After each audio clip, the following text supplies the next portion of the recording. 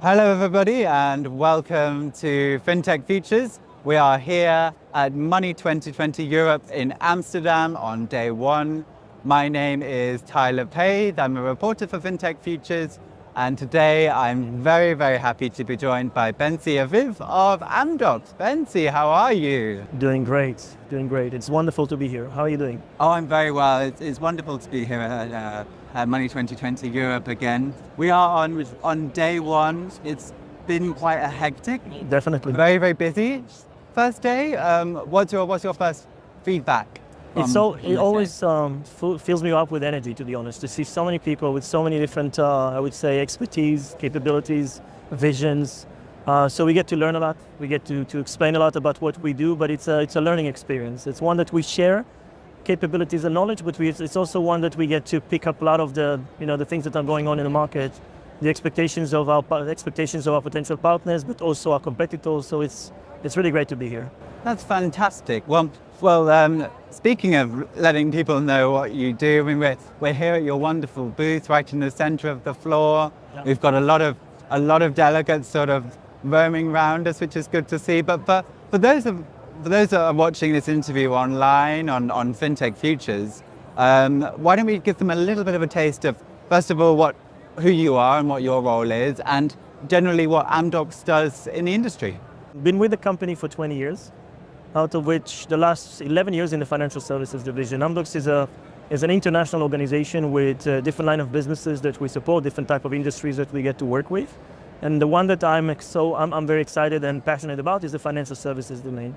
So 11 years ago, I made the decision to move into this industry. I was fortunate enough to be accepted into it, and since then I started as a site manager to one of our biggest customers.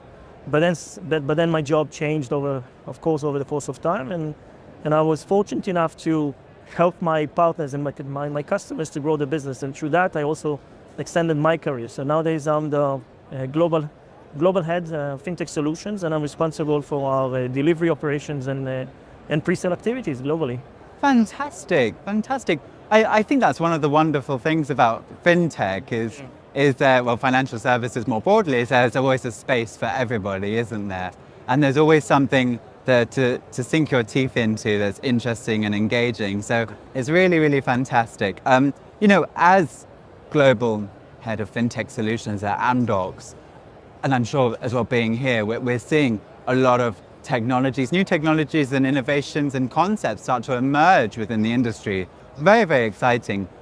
Maybe you can just give us a little bit of a rundown of the top trends that you're seeing, and more importantly, what are our banks looking to within these trends? I think first there's the obvious thing about technology. Right? If you look at a typical traditional bank, the vast majority of them have been in business for many years. Therefore, they have all sorts of different technologies that they deployed and implemented over the years of being in business. The reality is such that different line of businesses will most likely be supported by different type of core banking systems. So they might have a different system to do their deposits, and a different system to do their mortgages business, and a different system to do their loan business.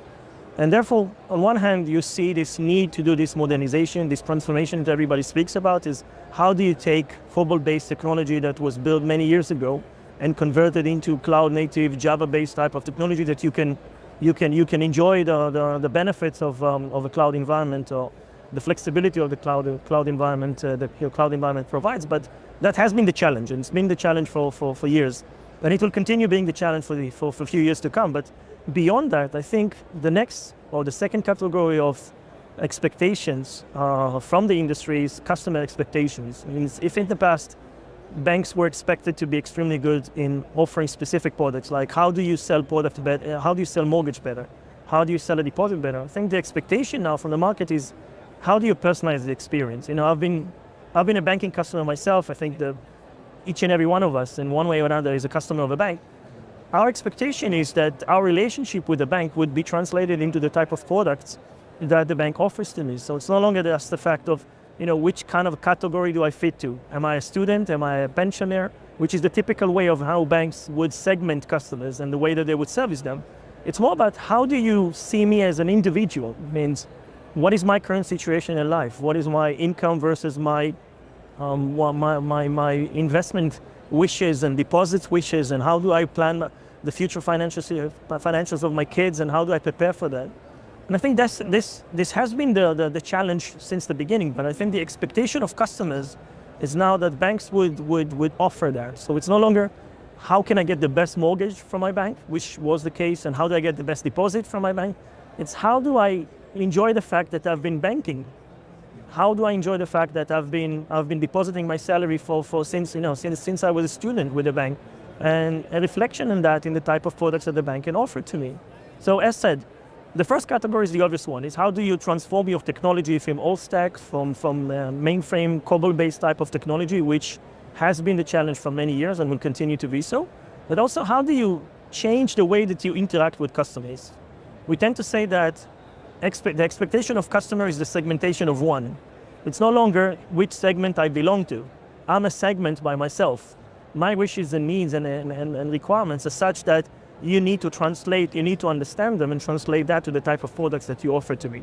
And I think this is where these are the type of trends. I think you can obviously link all sorts of different elements into it. So even GenAI, which is a big trend nowadays, eventually the purpose of GenAI is to personalize the experience. So the fundamental expectation is, how do you get to know your customer better, and how do you service them better, and how do you do that with systems that are old-fashioned based technology. So the combination of the two is what we see as the biggest, I would say, biggest challenge or biggest expectation of the market and expectation of potential customers. You're hitting the nail right on the head there, in my opinion. I've been very fortunate to have a few small slices of free time to attend some of the sessions today. And the two things that I'm hearing from the sessions I have attended is, A, we need to shift these legacy mainframes and update our core. Absolutely. And number two is that we need to meet the customers where they want to be met. And in essence, what you've just said is that those two initiatives go hand in hand. You can't serve one without first addressing the other.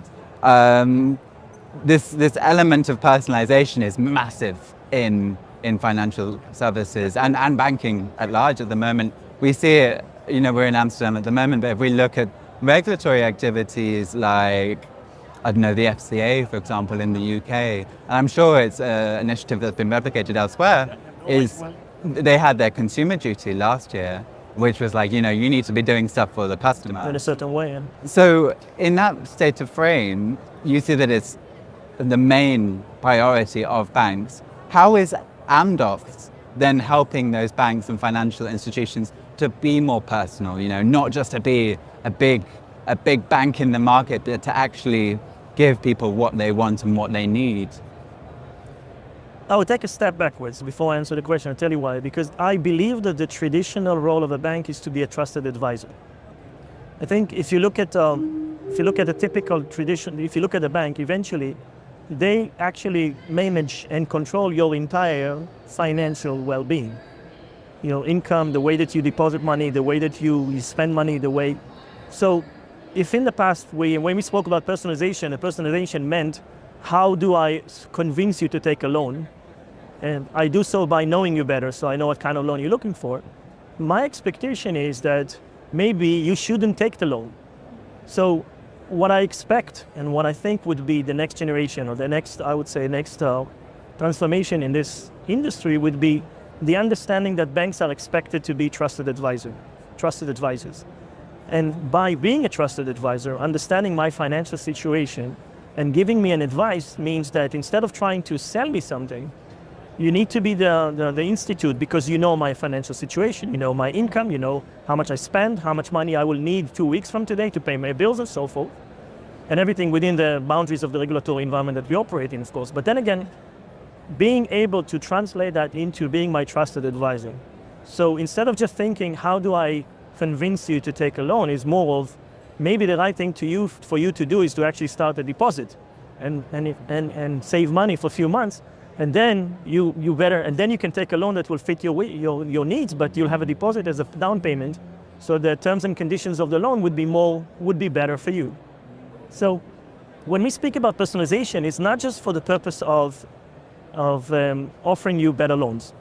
It's actually to take an active role as a trusted advisor. And I think the regulators expect banks to be that, to look at customers and understand that financial well-being is crucial. It's crucial to the economy, it's crucial to the well-being of individuals. It's not just offering another product or offering another bundle. It's how do you translate the situation of an individual and you help them make the right financial choices while acquiring new products. So the next level, I would say the next generation of personalization is to take an active role of being a trusted advisor. It's the understanding that as a bank, and again, this is our vision, that as a bank, you'll create much better and long-lasting relationships with customers if they see you as a trusted advisor. And therefore, the type of relationship that you build with them, when you give them an advice, when you offer a product, when they trust you, they are more likely to accept the proposition.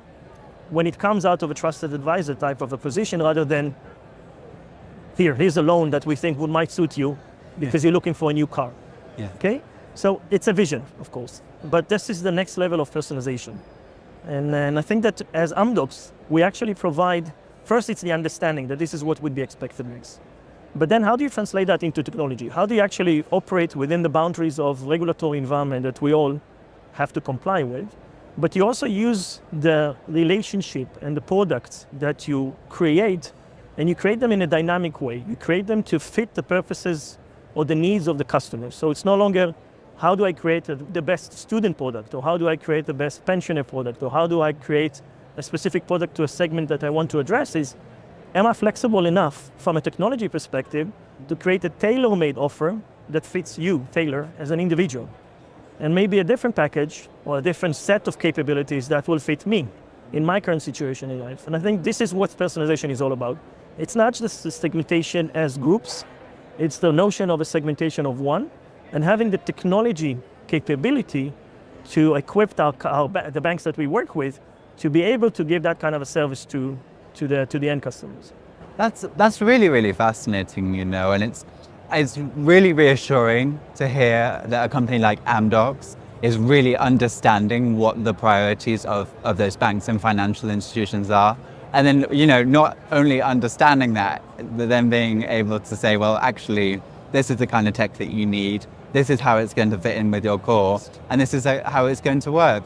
And I love what you're saying about them being sort of like trusted financial advisors. I think that's how banks would like to be described. I think that's how customers would like to describe their banks. And yes, I completely agree with you, Bentzium, that that's a major priority. And it's not an easy task. It's not an easy task. But there's also another part of that which I want to ask you about. It's yes, being personal, but also being fast and innovative, A lot of the conversations that I'm seeing today from the brief, panel sessions that I did get a chance to attend is, how can we be faster? How can we be more automated? How can we be more streamlined? How is Amdocs allowing banks to achieve that desired speed, to be faster, to be more accurate? I think there are a few aspects to it, because the reality is such that most customers that we work with, most partners that we work with, they live in a reality of what we call a two-speed IT type of an organization, that some parts of the IT are working in a waterfall environment because of the complexity of the core banking systems, because of the compliancy that they operate within, but there would be a part that is waterfall-based, so everything is slow, takes time, while some parts of the bank activities would be already agile-based. So, 2 weeks cycles, fast deployments to production. So the first aspect of it is, how do you coordinate between the two-speed IT type of environment that you operate in? So when we speak about being faster, it's not just what you do on one part of your business, because you are as fast as your weakest point, right? Eventually. It doesn't make any difference if you can deploy something on your channels every 2 weeks if your core banking system doesn't support it, and it takes 6 months to deploy it on your cores, right? Because eventually that's your time to value. That's why by the way, one of the things that we insist to say to our partners is say, it's not time to market, it's time to value. Because I can have a feature deployed in my channels, but if the value is not there, if I cannot actually support this feature from a core banking perspective, then I don't have time to value. I have time to market of 2 weeks, but my time to value is 6 months. So we do live in this ecosystem. So while everybody speaks about speed and everybody speaks about having things done better and faster, you also need to accept the reality that from a core banking perspective, things would continue to be slow in the next few years. But what we've done from an Amdocs perspective, and I think that we're very unique from that position, is that we help our customers hollow the core. Now, what does it mean, hollow the core? Eventually, core systems have different capabilities, and it can be a core system that handles deposits or mortgages or loans or anything in between. There are capabilities that are related to sales and product lifecycle management and customer lifecycle management that can be hollowed from within your core. So the proposition we make to our customers is allow us to put in place a capability that completely revolutionizes the way that you manage products, time to market, the way that you manage customer life cycles, so the onboarding, the originating flows, the account opening flows, and so forth. And creating the middleware that create the capability to work with your core banking system with minimum implication on your core banking system. And this is how we take time to value and convert it into time to market. The concept of hollowing the core allows us, or allows our partners through our technology to uplift important capabilities that are crucial to achieve this time to market or time to value expectation of customers. So while you still have the core banking system, because eventually you do need to have a system to underwrite your loans and you do need to have the system to manage your mortgages, the way that you offer mortgage to the market, the way that you offer loans to the market, the way that you manage your deposits can be completely changed. The way that you sell, the way that you onboard, the way that you create the way that you do your originating flows, and this is where I think we are most relevant, is to empower, to be the bridge between the two-speed ITs situation, the slowness of the core banking system that unfortunately will stay with us for a few years to come, and the speed of the typical channel technology, which is more future ready. And I think that we are capable, and this is the biggest value that we bring to our customers, we are capable of bridging that gap by hollowing the core, by putting in place a technology that can on one hand manage the core with all the limitations that core systems usually have, while also accommodating for all the capabilities that the channels must have to be able to keep the bank competitive. That's a really, really interesting concept about hollowing the core and why you would do that. I think in terms of what we've talked about so far, that need for personalization, that need for speed and innovation, is something that Amdocs is really able to deliver on, but through its strategy of hollowing the core. From a technology standpoint, from a fintech standpoint, if you will, one of the major topics that I just can't seem to get away from, whether I'm at Money20 or sat on the news. I think I can guess that one. At FinTech Futures is AI, and more specifically, as of late, is generative AI. I would struggle to tell you a conversation or panel that I've had today that hasn't brought up this topic. In my opinion, it's going to revolutionize financial services if implemented correctly. Now, I don't want to put words in your mouth, Benzi, and I'm very, very keen to hear your thoughts on this. But how do you think generative AI specifically and financial services are going to sort of interject? And where are we going to be in the next 2 to 5 years? Yeah, it's a great question. As you said, it pops up in every discussion. But I would like to draw a line between generative AI and AI. Okay? To address first the AI piece or part of it. When it comes to AI, I think that, especially if you look at the co-piloting type of implementation of AI, because if you look at the typical banking environment, the majority of the bankers that you work with are specialized in a specific line of business. So you have people who are specializing in trading, you have people who are specializing in mortgages, you have people who are specializing in deposits, and so forth and so forth. When we speak about personalizing experience, it's not just the offering, it's also the person that you get to speak to. You expect them to help you make the right choices, right? What is the right deposit account for me? What is the right investment account for me? What kind of mortgage should I consider taking?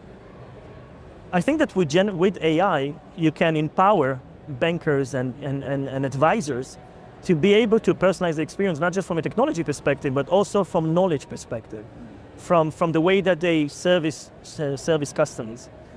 In my mind, if you build it right, you can actually bring the private banking experience into the retail segment. We tend to say that if you are wealthy enough, the bank will build any product you want. But we don't get that kind of experience in the retail segment. And I believe that with AI, you can actually bring that kind of an experience into the retail segment. But instead of doing it just through people, just through business managers, you can actually have a co-piloting type of an approach that you do have a business manager that manages a large amount of customers, but uses AI to make the right suggestions with a co-piloting type of an engagement model. So I'm a strong believer in that. And I think that this will bring us to this will actually close the gap when it comes to personalizing the experience. You cannot close the gap of personalizing experience when you service 20 million accounts, 20 million customers just by putting more people. So AI is a fundamental aspect of achieving this personalized experience in the retail segment. And I believe that it will revolutionize the way banks will service customers.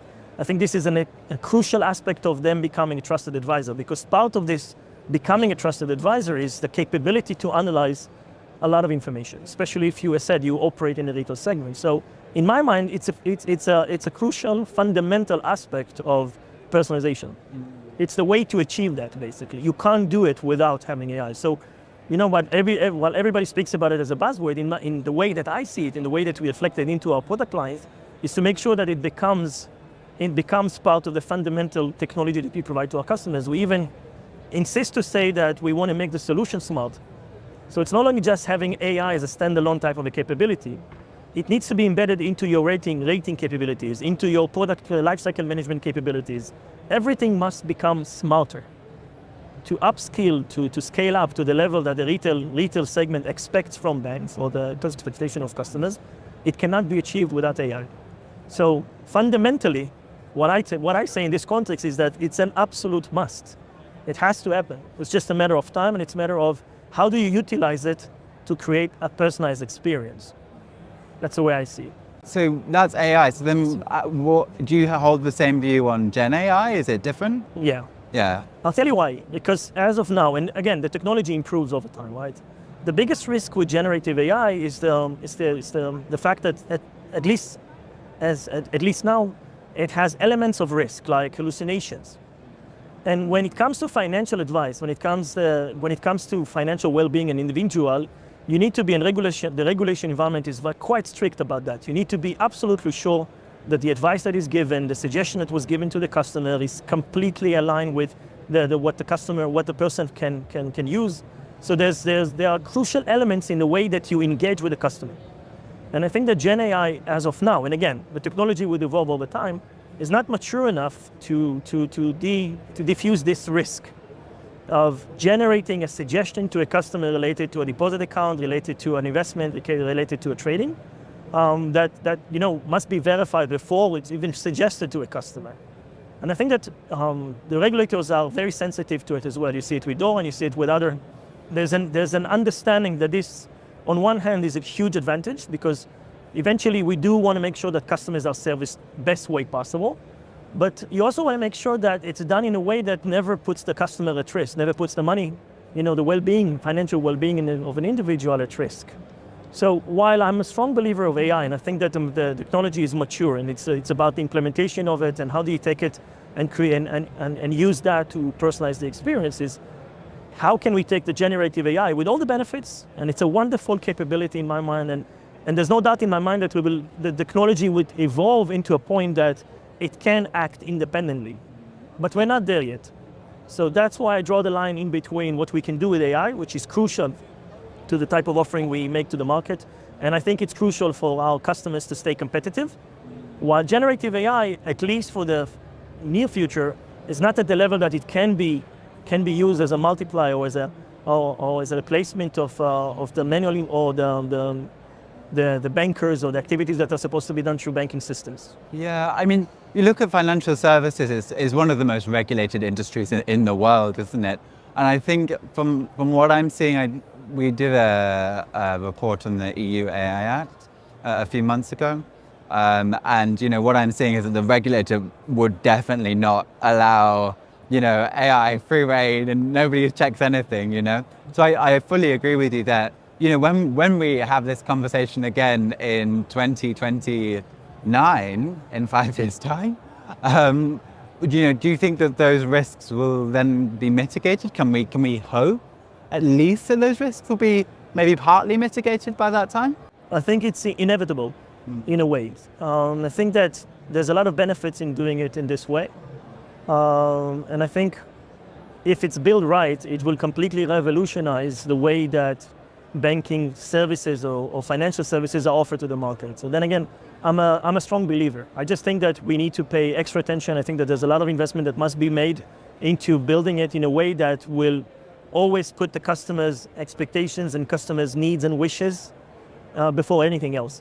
The risk is always, can it be wrongly used by this technology? This is what the regulators are worried about. And this is, I would tell you that as a customer of a bank, I'm also worried about it. I want to make sure that whatever is used, whatever technology is used, is always for my benefit.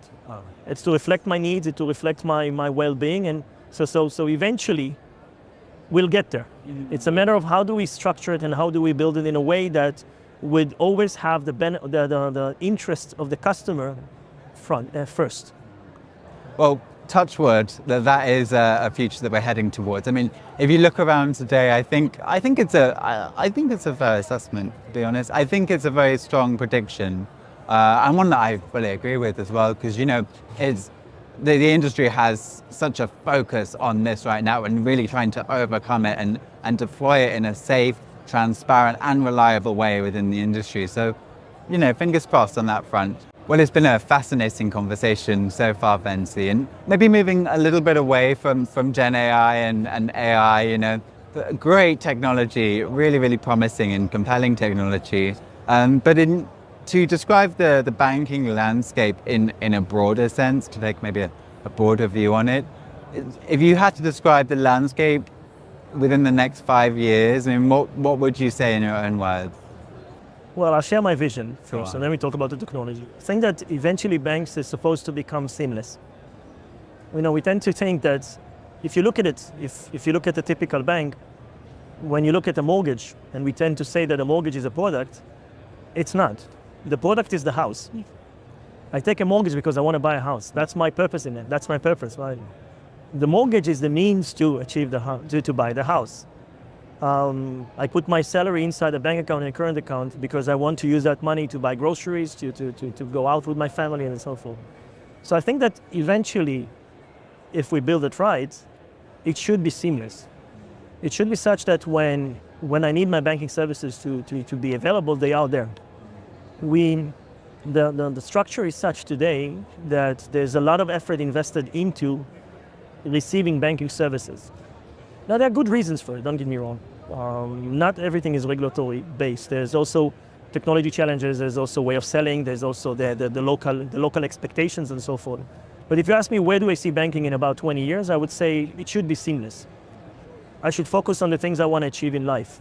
Okay, so when I buy a house, when I look for a house, the experience of applying for a mortgage should be embedded into the process of looking for a house. We tend to say that the user story, when you describe a user story of a mortgage, you tend to say that a customer comes into a branch and asks for a mortgage. One of my very capable colleagues within the organization, he says that a real mortgage experience starts when someone goes to Google and searches for a school for his kids, because because his intention is to buy a house. The product itself is the house. The mortgage is the means to achieve the house, and therefore my hope is that we will evolve into a situation that banking would be seamless, that the experience would start with what you want to achieve in life. So if I want my kids to go to university, I need to plan it accordingly. So the deposits that I initiate for the purpose of having the money that is required for the university should be seamless, should be part of the journey, should be part of the way that I plan my life. And I think that the technology will bring us there.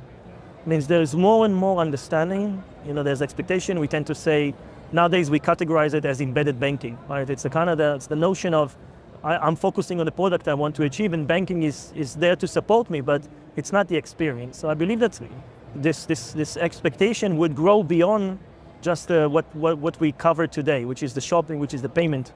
It will expand to it will expand beyond that. It will expand to pretty much any type of a banking product. But as I said, to be able to achieve that, you first need to be a trusted advisor. I need to know that my bank has my interests in mind while supporting my wishes, while supporting my financial well-being. So it all comes together. It's the possibility to use AI as the means to do the analytics and to analyze information about hundreds and thousands of customers and millions of customers, translate that into the personalized experience that an individual is expecting to have, but doing it in a seamless manner. So I can enjoy, I can grow my family, I can grow my business, I can grow my career, while the bank acts as my trusted advisor, so supports me in the places that I need to be. But doing it in a way that it's not fully seamless, but in a way that I know that the bank is there, I know that it does what it's supposed to do to cover my wishes and needs, but it's done in a seamless way. And I hope that in the next 20 years we'll reach that. What challenges do you think the banks are encountering in trying to be that seamless? Well, a lot. A lot. A lot. Where do we start? That's what I'm saying. It's a vision for the next 20 years. But I think the first and fundamental aspect of it is the capability to personalize the experience. Yeah. It's to understand that it's no longer how do I sell a mortgage separately and how do I sell a deposit separately. Is how do I first understand your wishes and needs, and then I offer you the products that go along with it, okay, that actually reflect what's the best financial way to achieve your targets in life. And I think that this part we can already achieve. It's the beginning of it. It's to change the nature of the relationship between a customer and a bank. To say it's no longer what kind of a product I can offer you, is I understand who you are, understand what kind of capabilities and things that you have achieved, the things that you're looking for, and then I translate that into the type of products and bundles that would make sense to you. I mean, when we reach this sort of level of being of utopia, banking utopia, do you think that there will be areas in the industry still left to grow, to tap? Always, because if you look at it, one of the things we did a survey in the US a couple of months ago, and one of the things that we saw there that was new to us in a way was the fact that financial households are transforming. If in the past when we speak about personalization, we speak about individuals, we speak about Taylor, we speak about your wishes and needs, but you're part of a family, of a financial household. We see that financial households nowadays are actually having 3 generations coexistence inside one house. And it will continue for years. So when you speak about personalization, when you speak about financial activities, it's not just the individual, it's how do you expand it into a financial household. It's the type of dependencies and relationships that you have with your spouse, with your partner, with your parents, with your grandfather.